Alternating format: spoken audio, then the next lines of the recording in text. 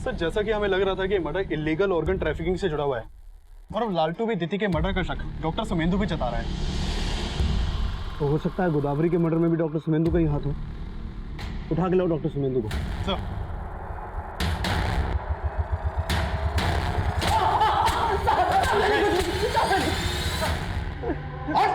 साहब लालटू झूठ बोल रहा है साहब।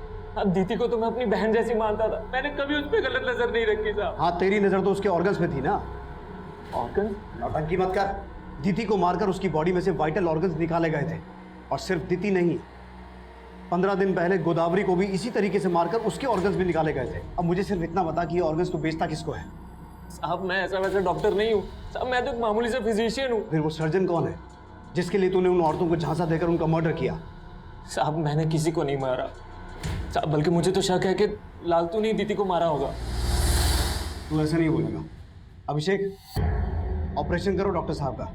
साहब साहब साहब साहब मैं झूठ नहीं बोल रहा हूँ साहब, दीदी तो लालटू की बीवी भी नहीं थी साहब, वो तो उसको बंगाल से खरीद कर लेकर आया था। खरीद कर लाया था?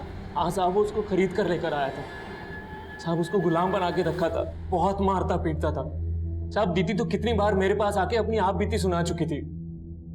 दीदी पानी सर के ऊपर से निकल रहा है, तुम पुलिस में कंप्लेंट क्यों नहीं कर देती हो? अरे मैं तुम्हारा साथ दूंगा। नहीं डॉक्टर साहब, हम ऐसा नहीं कर सकते। लेकिन दीदी आपके पास आने से डरती थी साहब। अगर आपको यकीन ना हो तो आप उसके पड़ोसियों से जाके पूछ लीजिए, कैसे जानवरों की तरह मारता था उसको।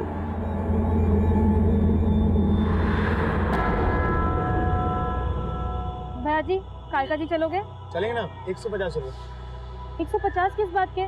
मीटर तो पूरा पूरा 120 भी नहीं होता है। मैडम मीटर का नहीं पता, चलना है तो बोलो वरना रहने दो। ये आप कुछ भी बोल रहे हैं।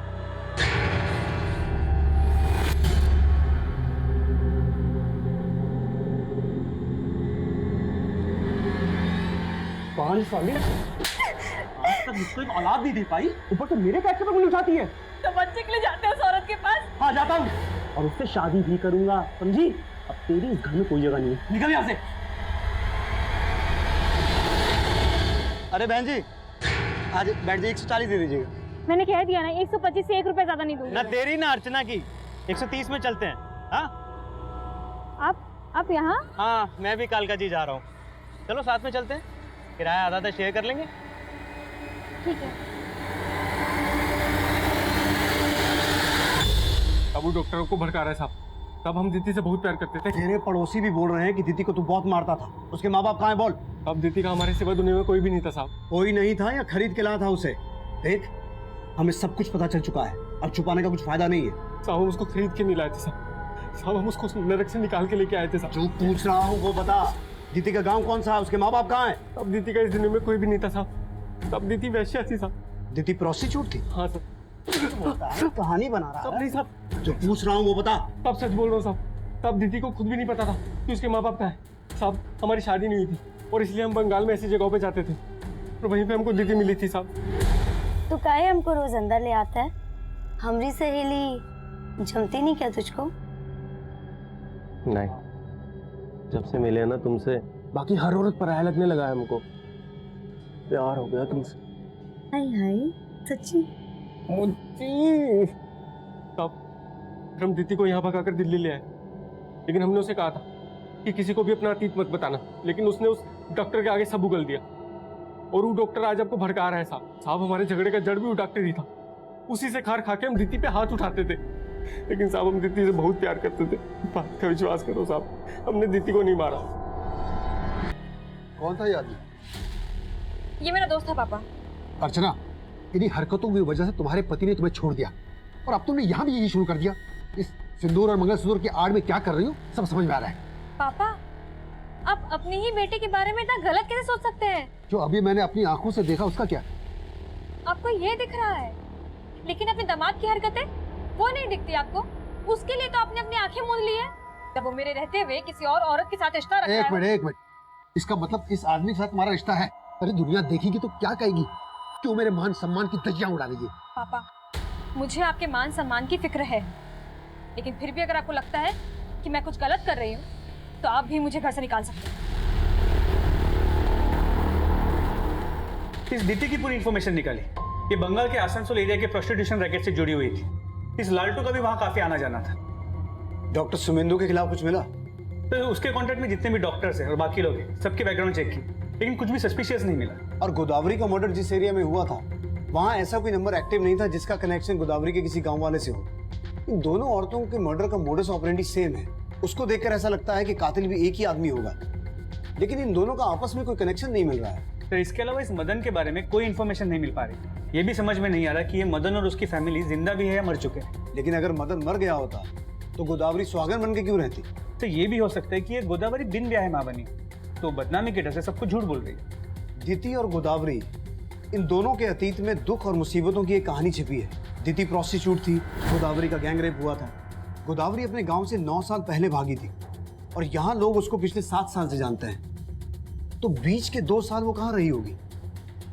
कहीं ऐसा तो नहीं कि दिति की तरह गोदावरी को भी प्रोस्टिट्यूट बना दिया गया हो? मतलब इन दोनों के मर्डर का कनेक्शन प्रोस्टिट्यूशन रैकेट से जुड़ा हुआ हो सकता है। दिति का अतीत जानने के बाद हम प्रोस्टिट्यूशन रैकेट को भी इस केस से जोड़कर देख रहे थे, लेकिन हमें इस चीज की कोई लीड नहीं मिली कि गोदावरी को जबरदस्ती प्रोस्टिट्यूट बनाया गया था। और सवाल यह भी था कि प्रोस्टिट्यूशन रैकेट वाले लोग इस तरह से इन औरतों को क्यों मारेंगे। हम फिर भी अपने खबरियों की मदद से बंगाल के उस प्रोस्टिट्यूशन रैकेट से जुड़े सभी लोगों को खंगाल रहे थे, लेकिन इस एंगल से भी हमारे हाथ कुछ नहीं लगा। डॉक्टर सुमेंदु और दिति का पति लालतू, ये दोनों हमारे शक के दायरे में थे। दूसरी तरफ गोदावरी का पति मदन, नरोत्तम द्वारा बताए गए गोदावरी के रेपिस्ट, हम सभी को इन्वेस्टिगेट कर रहे थे, लेकिन किलर हमें फिर से मात देने वाला था।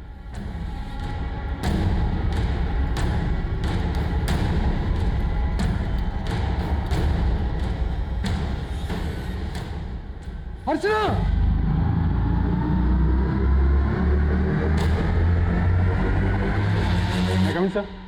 सर कालका जी में एक और औरत का मर्डर हुआ है।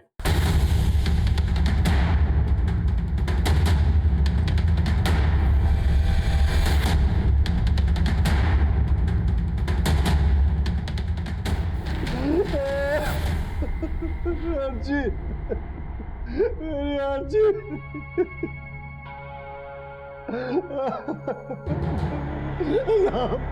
मेरी बेटी को किसने मारा साहब? अर्चना, मेरी बेटी को किसने मारा साहब? मेरी बेटी को किसने?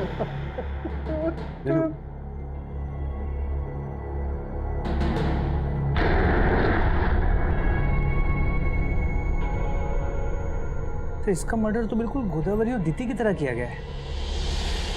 लेकिन गोदावरी और दिति की लाशें तो हमें सुनसान जगहों पर मिली थी, इसकी घर के अंदर। ये चक्कर क्या हो सकता है? सर इसका नाम अर्चना है। मैंने इसके फादर से बात की, वो गोदावरी और दिति को नहीं जानते।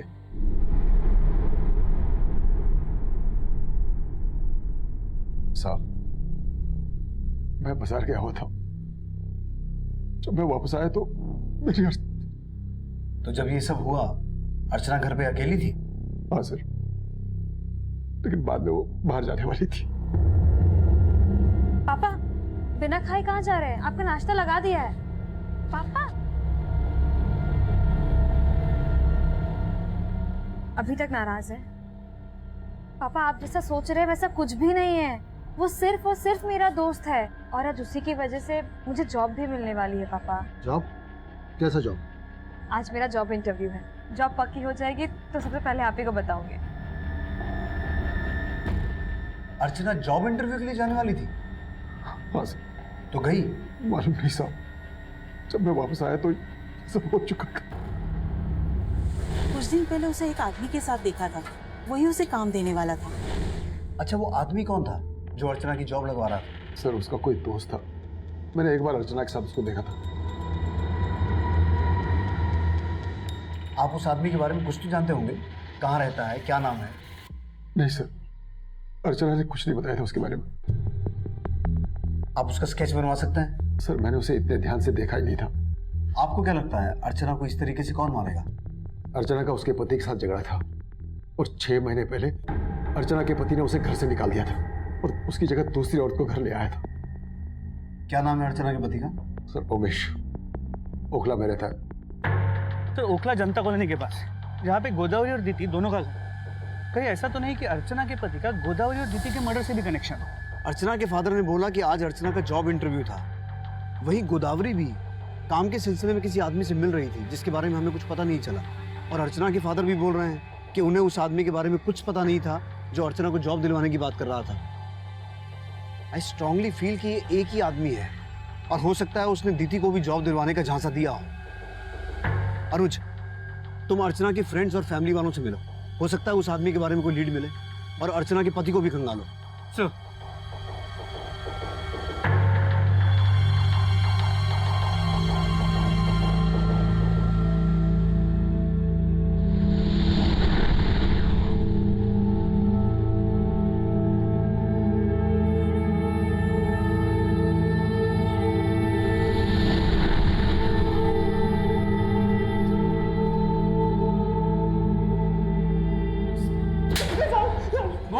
साहब मैं मानता हूँ कि मैंने अर्चना को घर से बाहर निकाल दिया था, पर मैंने इसके अलावा और कुछ भी नहीं किया साहब।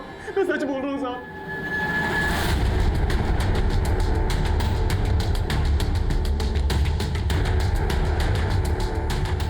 साहब दीदी एक घर में साफ सफाई का काम करती थी, लेकिन फिर उसका काम छूट गया। तो दीदी को नया काम ढूंढ रही थी? हाँ साहब, लेकिन उसको कोई काम मिल नहीं रहा था। कोई ऐसा आदमी था जिसने दीदी को ये कहा हो कि वो उसे नया काम दिलवाएगा? साहब हम आपसे कहे ना कि वो डॉक्टर ही ऐसा आदमी है जिसको दीदी भाई मान के मिलती थी, और वो डॉक्टर ही मारा है दीदी को।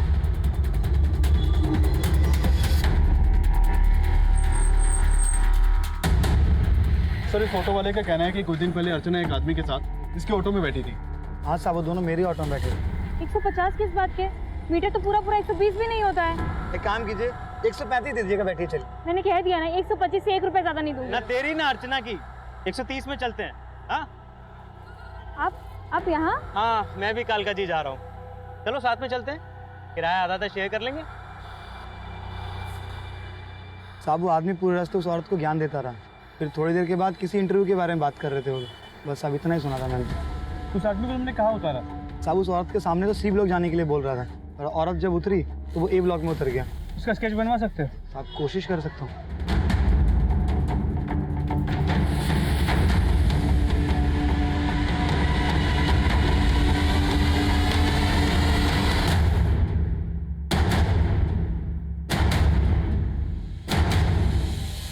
आपको पता है महंगाई कितनी बढ़ गई है? 4 बच्चे हैं मेरे, और आपसे मुझे 3000 रुपये महीना देते हैं। अब मैं यहाँ तभी आऊंगी जब आप मुझे 4000 रुपये महीना देंगे, समझे? ये जरूर औरतों को काम का झांसा देकर उन्हें अपना शिकार बनाता होगा। लेकिन सर उनके ऑर्गन्स निकाल के उन्हीं के कपड़े और जेवर उन्हीं के पेट में डाल के सिल देना, मकसद समझ में नहीं आ रहा। हो सकता है साइको किलर हो या फिर किसी ऑर्गन ट्रैफिकिंग गैंग का मेंबर। लेकिन सर अगर ऑर्गन ट्रैफिकिंग गैंग का मेंबर होता तो उनके कपड़े उनके पेट में डाल के सिल क्यों देता? हमें झांसा देने के लिए। पता करो डॉक्टर सुमेंदु या इस केस के किसी भी सस्पेक्ट से इसका कोई कनेक्शन है क्या? इसका क्रिमिनल रिकॉर्ड चेक करो, और गोदावरी, अर्चना और दीति, इन तीनों से जुड़े जितने भी लोग हैं उन सभी से इसके बारे में पता करो। देखो शायद कोई लीड मिले। सर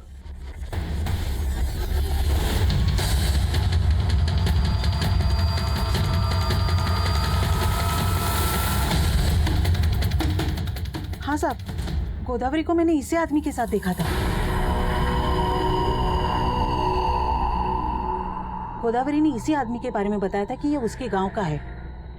हाँ सर, ये वही है जिसको मैंने अर्चना के साथ देखा था।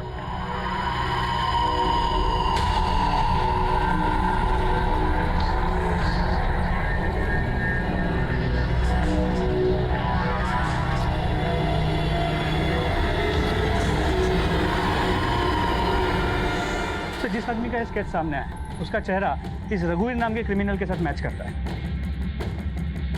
इस रघुवीर को अपने माँ के ही मर्डर के केस में 14 साल की सजा हुई थी, लेकिन अच्छे बर्ताव की वजह से इसकी सजा 2 साल कम कर दी गई।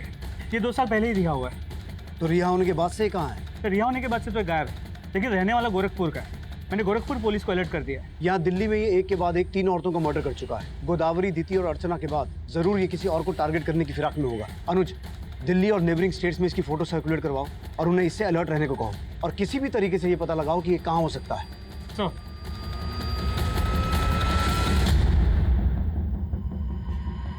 मेरी माँ कहती थी संसार को सुख की लालसा से कभी नहीं देखना चाहिए, सुख की इच्छा ही दुख का कारण होती है। सविता, पर अपने बच्चों के सुख के बारे में तो सोचना ही पड़ता है ना।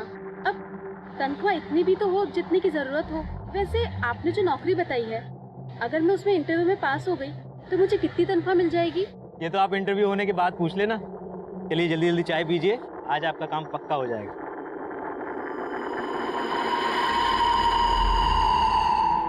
चले? हाँ चलिए। चलिए।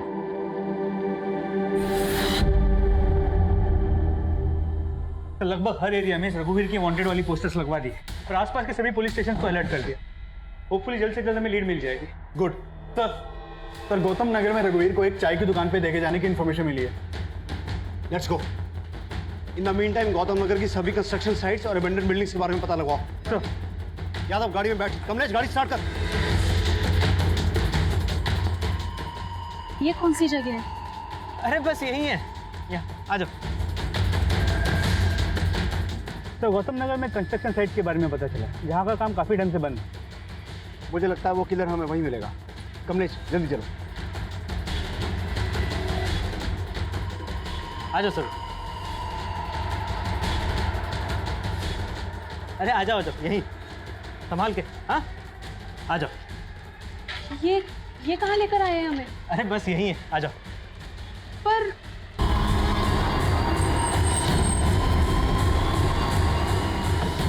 कोना कोना चेक करो बिल्डिंग का, क्विक।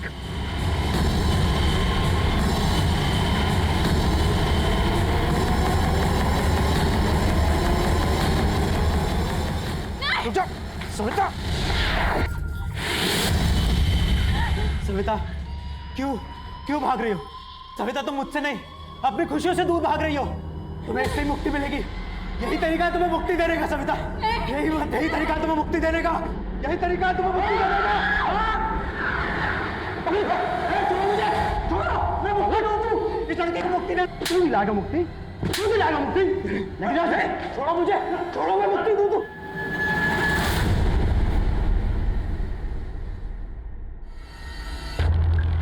मैंने जो किया ना उसे हत्या नहीं, मुक्ति देना कहते हैं। अपनी माँ को भी मैंने मुक्ति दी थी। तेरी माँ जो तुझे इस दुनिया में लेके आई, उसे मार के बड़े गर्व से बोल रहा है कि उसे मुक्ति दी थी। आपको पता है मेरी माँ 10 साल से घुटनों के दर्द से परेशान थी। ना उठ सकती थी, ना चल सकती थी, बस बिस्तर पे पड़ी पड़ी दुख झेल रही थी। इसलिए मैंने उसे मुक्ति दे दी। और वैसा ही दुख मैंने गोदावरी के जीवन में देखा था। दुखी लोगों को मैं अपना मित्र बना लेता हूँ और मित्र अपना दुख बांट लेते हैं। गोदावरी ने बताया था मुझे कैसे उसका बलात्कार किया गया और फिर उसके प्रेमी की हत्या कर दी गई। मदन की हत्या की गई थी? हाँ, यही बताया था उसने मुझे।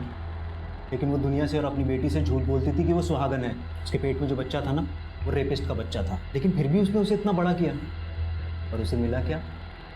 दुख। ढंग का काम नहीं था बेचारी के पास। इतना सब कुछ सह के भी तंगी में जी रही थी, इसलिए मैंने उसे मुक्ति दे दी। जी आप बात तो सही कह रहे हैं, लेकिन मैं अपनी बच्ची को खुशहाल जिंदगी देने के लिए ना जिंदगी भर संघर्ष करूंगी। गोदावरी, इस संसार में कोई किसी के लिए कुछ नहीं करता है, इसलिए तुम सिर्फ अपनी मुक्ति के बारे में सोचो। मुक्ति? कैसी मुक्ति? बताता हूँ।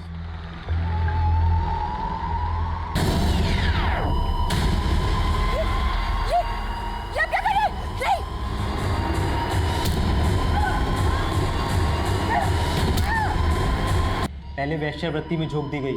उसके पति ने उस पर एहसान तो किया, लेकिन उसे गुलाम बना के रखता था। दीदी को लगता था कि अगर उसे काम मिल जाएगा तो उसका ध्यान इन सब बातों से हट जाएगा। दीदी, दुख से ध्यान कभी नहीं हट सकता। तू छोड़ दे मृग तृष्णा और चैन की नींद सो जा।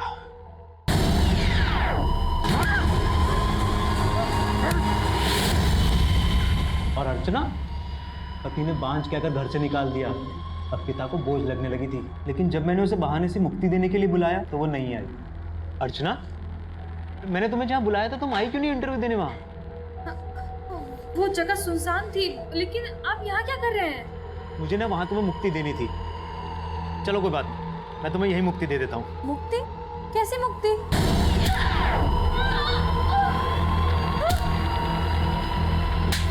मुक्ति दूध बनने का नाटक बंद कर। उनके पेट काट कर ऑर्गन्स निकाल कर बेचता है ना तू? मुझे सच सच बता, और कौन कौन शामिल है इसमें? मुझे ना बचपन में डॉक्टर बनने का बड़ा शौक था, इसलिए मैं चीर फाड़ करता था। लेकिन ये मुक्ति दूध किसी के ऑर्गन्स निकाल के बेचता नहीं था। मैं उनके ऑर्गन्स कुत्तों को खिला देता था, ताकि वो कुत्ते भी मेरे मित्रों की आत्मा की शांति के लिए दुआ करें। रघुवीर अपना मानसिक संतुलन खो चुका था और ये बात उसकी मेडिकल रिपोर्ट्स ने भी साबित कर दी। लेकिन हैरान कर देने वाली बात यह है कि गोदावरी, दिति, अर्चना, क्या इन तीनों में से किसी को भी उसकी मानसिक स्थिति पर जरा सा भी शक नहीं हुआ? हो सकता है उन्होंने दस्तक सुनी हो, लेकिन अपने दुख और परेशानियों में डूबी वो औरतें अपनी ज़रूरतों में इतनी उलझी हुई थी कि उन्हें इस बात का अंदाज़ा ही नहीं हुआ कि एक अनजान आदमी को सही तरीके से समझे बगैर उससे मदद की उम्मीद रखना कितना जानलेवा साबित हो सकता है। अब मैं उज्जवल शर्मा आपसे इजाज़त चाहता हूँ। आप देखते रहिए क्राइम पेट्रोल दस्तक। मकसद बताना नहीं, बचाना है।